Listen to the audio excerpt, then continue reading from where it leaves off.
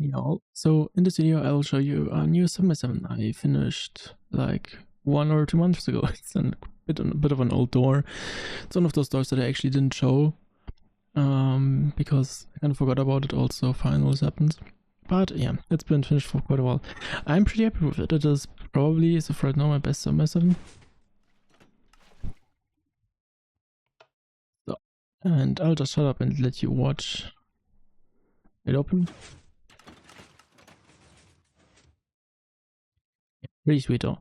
Now, God, I forgot the size. It opens in 2.1 seconds, which is quite cool. I mean that you can make this theoretically open in 1.95, but for that you need a different and harder side layout, which I didn't really want to do, so I didn't. But yeah, it is 2,432 blocks. It uses 6 entities, and that's because we have 2 entities on each side. Like you have one boat set up per side. Yeah. Also, sadly, it is locational. I know it's kind of been a theme with my recent builds.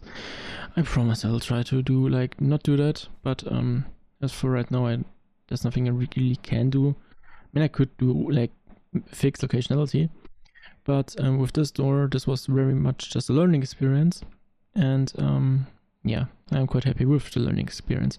So it is more likely, because this is a standard thing, that I will make a version 2 that has folded storage.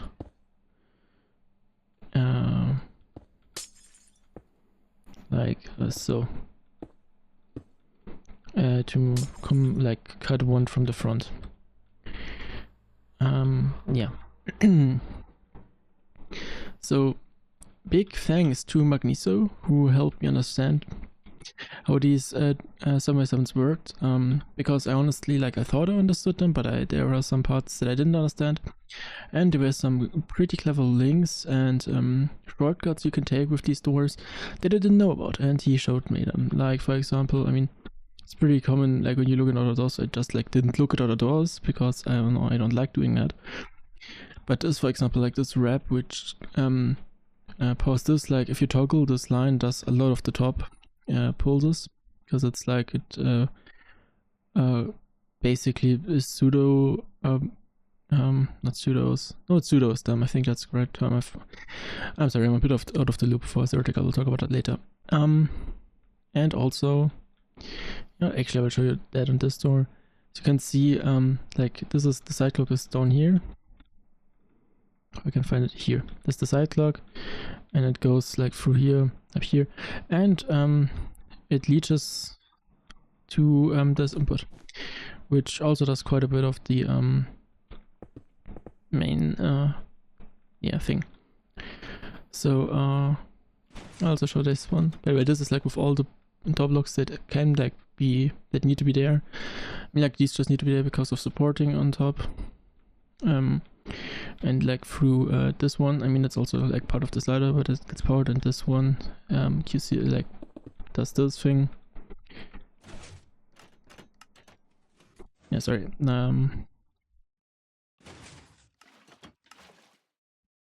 So this better.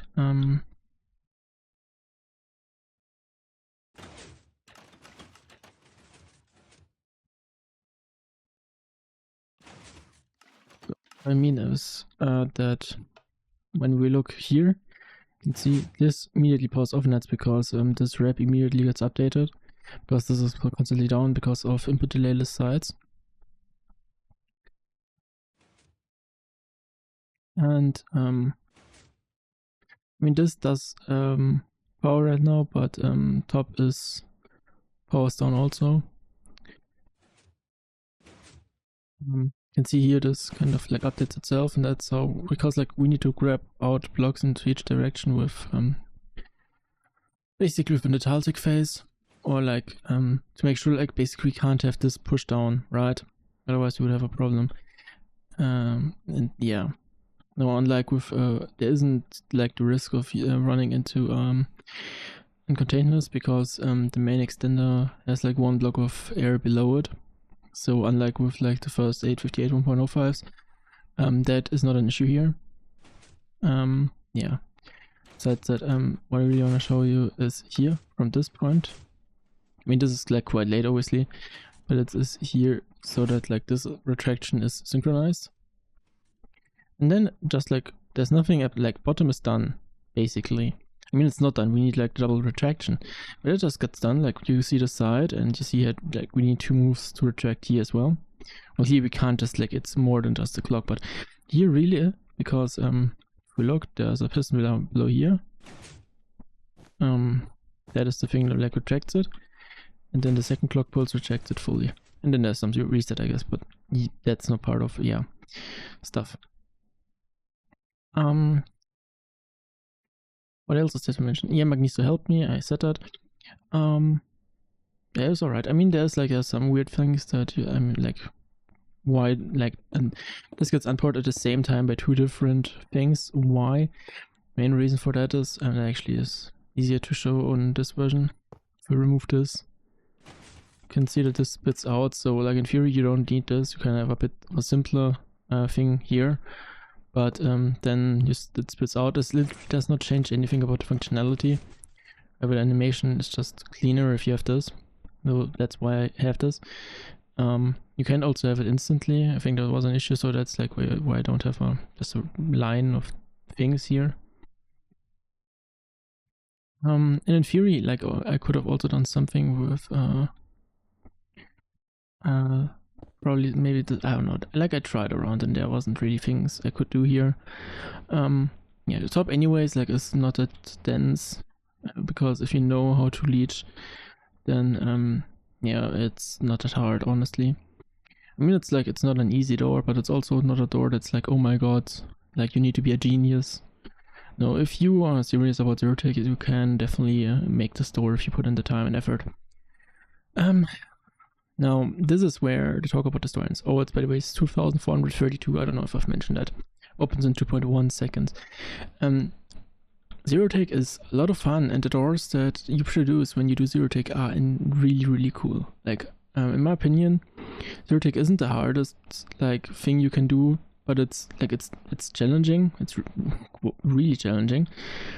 But it also produces the most impressive looking contraptions and the coolest contraptions, or some of the coolest contraptions in my opinion. Like to make myself. Don't get me wrong, small doors are really cool as well. And obelisk and stuff is also really fun for me, but my personal favorite is seeing a fast door. And I'm not talking, by the way, about slime doors, I'm just talking about this like classic fast doors or zero take doors. There's just one problem with those. They are hard to make, and not for the reason you might think. I've actually thought about making a video on how I make zero take doors at some point.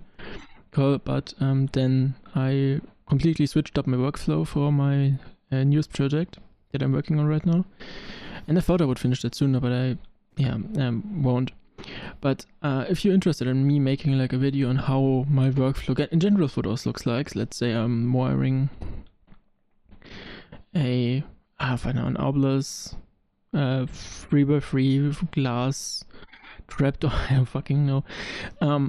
And you want to see like how I approach this, or on the contrary, you want to see how I approach a zero take door, then let me know, because I'm very much down to do that. If it's for zero take, those kinds of videos will have to wait quite a bit.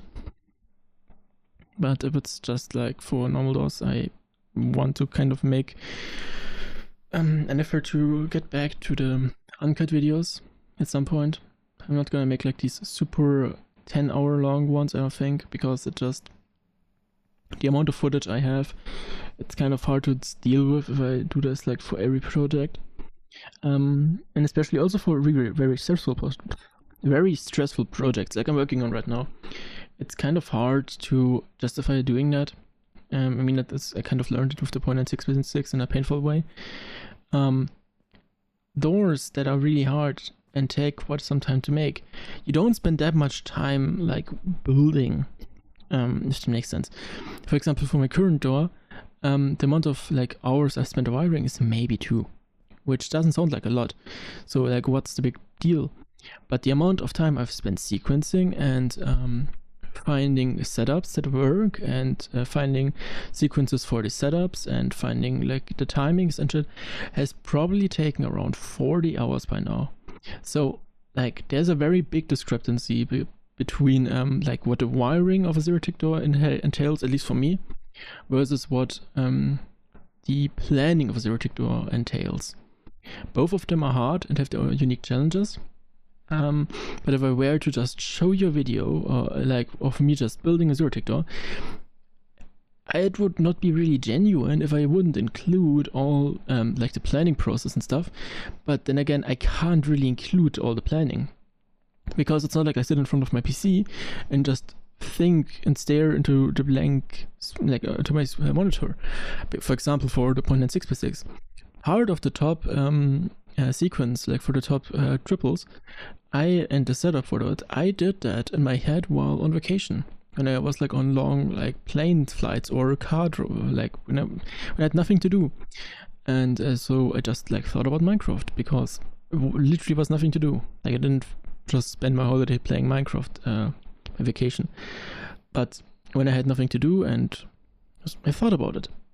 And it's in those kind of scenarios where you tend to come up with really cool concepts. But now the problem is, if I show you, oh, I am building this 0.96x, oh, this is the setup, you see how I'm kind of skipping over like a huge part of what's like really makes zero-tick so hard in my opinion. Because like the wiring for sure isn't easy. I mean, it also really depends because zero-tick does not equal zero-tick. But and also like if you go for small zero-tick stuff, then that's a whole nother story. But that's not what I do. I just go for small-ish, fast zero-tick. I don't really care about size that much, as long as it's like not too big. I care much more about the build in itself and the speed and other criterias. So that's like not an issue for me. So the wiring part isn't the hard part. It's the planning, the sequencing, the setup, finding the chain setup, like so much stuff. And recording that and putting that together as a video, I think, at least how I did it with the uncut videos, I don't think that's feasible. Also, zero-tick doors take a whole lot more motivation and energy. Because, like, think about it. If you build a door and, like, for example, like this door, and I finish the sides, and then I have, like, something to look at. Like, the sides did take, like, a few hours. I actually recall how long these sides took. That's, like, so, like, don't take this number seriously. But let's say they took 10 hours. Then I spent 10 hours, and I have actually, like, something feasible, like, something that, like, I can... Like, it's not tangible in the sense that, like, I obviously it's digital, like in a game, but at least it exists in one way. If I extrapolate that to sequencing and setup planning and all that stuff, well, sure, there is something there, but at the end, the thing that's there does not look like it should have taken 10, 20, 40 hours. And so, like, that's kind of what, like, has me... like beat right now. It takes a whole lot of more motivation and energy to make those kinds of doors. And I mean, they also are not easy, but that's not like the point here. I will continue to make them. They're really fun, but that's also like will be not my regular content. At least not the... I mean, you will realize what kind of big door I'm like hyping up when it's out. I planned on finishing this door before the holidays, just to completely burn out. I mean, that's also why this video is so late from Redstone, because I've like forced myself so much. Also, I had to do some other things because I'm going on vacation next week. I mentioned that, and so there's like I just decided I will not worry about the door right now. I will do some other stuff that's fun and interesting and cool and something that just like calms me down, because like I'm going on vacation in a country I've never been to before, and I mean I'm excited, but it's also scary. And also like because I have a drone, like a video drone, and I want to fly it there, and where I live in Germany, the requirements are like I need to be registered with like the correct departments, but that's basically it. I do not need, like, for at least my drone, I do not need a specific license. Well, in Iceland, where I'm going to go to, I need a specific license, and I want to fly my drone there, so I need to make up my, like, take classes, learn, and get my license before the end of next week, because then that's where we fly. Which also has been a huge stress factor. Because, like, yeah, so I decided I will take a break from Zero Tick Doors, and up until I'm back. So, like, 1 week of, like, before the holidays, and then obviously during the holidays I won't be doing much Redstone. Like, I may do something in the afternoons when I have nothing to do and just, like, coming down. But that's not gonna be the norm. So yeah, I will schedule a few videos, so, like, the weekly uploads will continue. However, that's also, like, yeah, I will schedule them. So that's just, like, always is, like, some caveats. Yeah.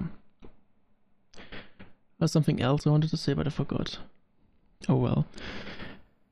Yeah, I don't know. I don't like if you take one lesson away from this video, Piston doors can be hard and very unique in the weird ways, and specifically if it's like the door isn't outside of your capabilities, it might still stress you out. I mean, that's, like, may also just be, like, a me issue, because I have a very unique set of issues, and that's not, like, meant to be quirky or anything. Believe me, I would much prefer not having, not facing the issues that I am facing, but beggars can be choosers. Yeah, that doesn't really make sense in this case, but whatever. Point being, yeah, Redstone is hard. Yeah, sorry for this kind of rant about stuff. Yeah, if you've watched all the way through, and if yeah, thank you very much. By the way, exactly about, like, the free episode, there was one person asking for tutorial. I will make that. That will probably be the next video, actually. Yeah, just so you know. And for this stuff, for the 7x7, I thought about making a tutorial, but I mean, it's also locational, and I think, like, with my current knowledge, I could make it smaller. I'm not gonna make it smaller right away. There are a few other doors I want to finish before tackling that.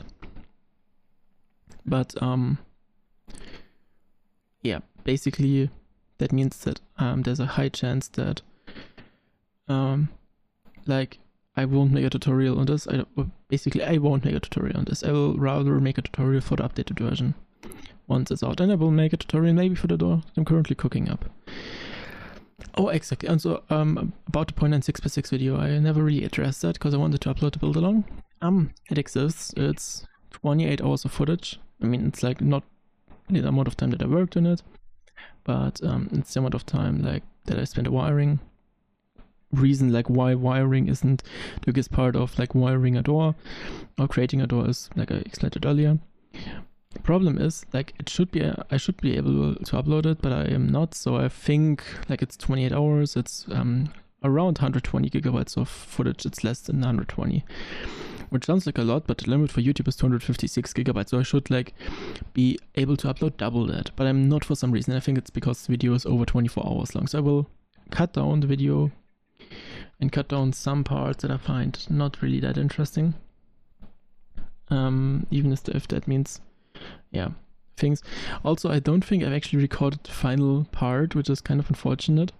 I really thought I did, but apparently I did not. Like, where I actually finished it, which is quite sad. Yeah. And